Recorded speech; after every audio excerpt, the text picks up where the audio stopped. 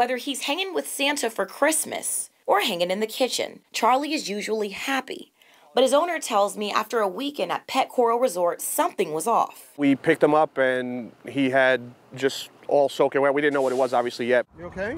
Robert says Charlie's neck was wet from a rash, and he had hot spots on his paws. He didn't want anything to do with us. He didn't want to come near me. He was obviously in pain. That was right after Labor Day weekend, nearly 2 months ago. Robert told me he spoke in person with an employee back then, and that employee agreed the business would pay, and that same employee had a completely different attitude. She said no. She said we're not going to cover it. We would never cover something that's self-inflicted. I'm standing right outside Pet Coral where Robert says Charlie developed his rash and his hot spots. He says he reached out to the employees over a month ago, but the owner Lorena says she's just now receiving an email from Robert. It's been 2 months since he did it.